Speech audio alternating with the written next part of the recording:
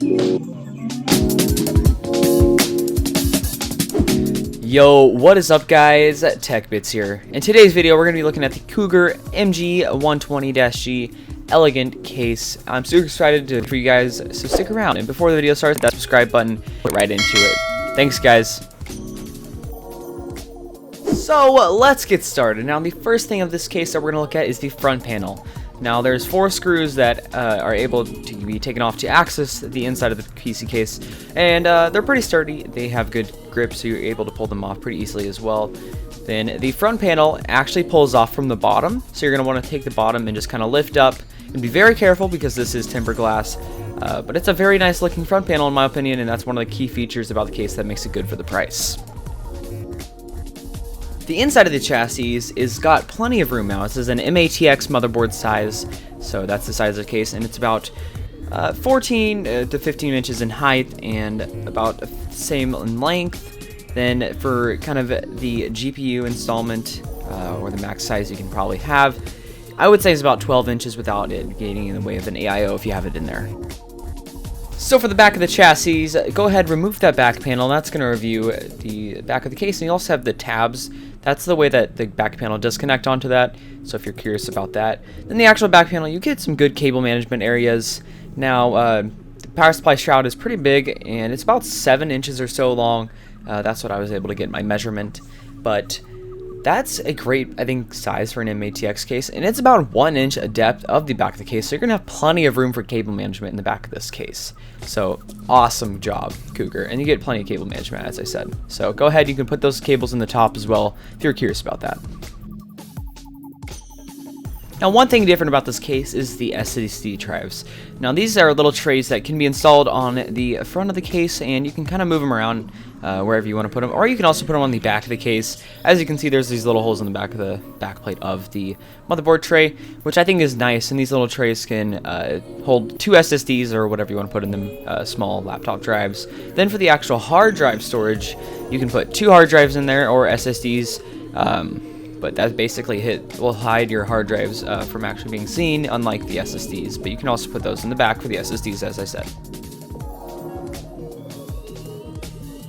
You guys are probably thinking, what's the fan mounts on this case? So to access the front panel fan mounts, go ahead, pop off that front panel, which can be popped off pretty easily. You're gonna have to remove that filter right there, and it'll pop down. But one thing I also didn't want to mention is the parts right here. The wires are kind of sticking out a little bit. That's one thing I don't really like about the case. But it can definitely be solved if you come up with some pretty nice ways, and it's pretty dark with it, so you don't really see it. But behind that, you're actually going to be able to see the 2 120mm or 2 140mm fan mounts, or you could put a 280mm fan radiator, or a radiator in there if you want, or a 240mm. Then at the top, you do get the same amount of things: 220s or 2 140s, or the one 240 or the one 280mm fan or radiator mount. You have a 120mm in the back. Then at the bottom, we do have a nice little power supply filter that's removable, and you can put it right back in there pretty easily. Then you have your hard drive tray screws that pop that out. And one thing I did want to mention is this case sucks in airflow through these like little holes or gaps on the side of the case, which I think is kind of sucky for the case, which is fine, but you could probably solve it with high-end fans.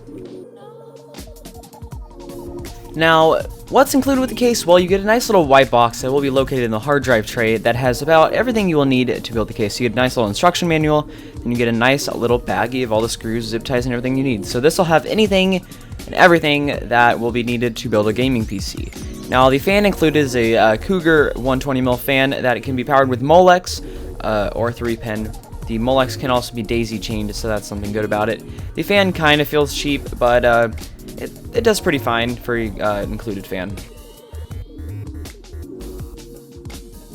The included front panel connectors consist of a USB 3.0, and that's just one USB 3.0 port, an HD audio connector, so mic and audio connector as well for the front of the case. Then you have your USB 2.0, and there's only one of those as well. Then you'll have your standard power on front panel connectors, such as like your power switch, reset switch, and your power LEDs. So guys, one of the key things to this case that stands out to me the most is that price point of $45, and that is on sale through a Neweggs website, but you can also get this through eBay for about the same price, along with Amazon. But for $45, you're going to get almost a full tempered glass case that is micro ATX, but there also is a variant that's even cheaper that does not have the tempered glass in the front, but I would kind of recommend going with it because it's only about, what, $2 more. Then you also do have the one that doesn't have the tempered glass front panel.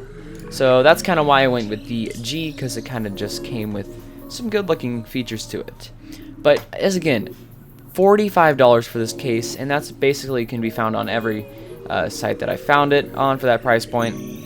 And if we compare it to like one of the Dark Flash DLM21, I feel like it's pretty dang comparable to it, because the Dark Flash DL21 is about $20 more, and that can be always put towards like storage or something like that, but along with it being a micro ATX case as well.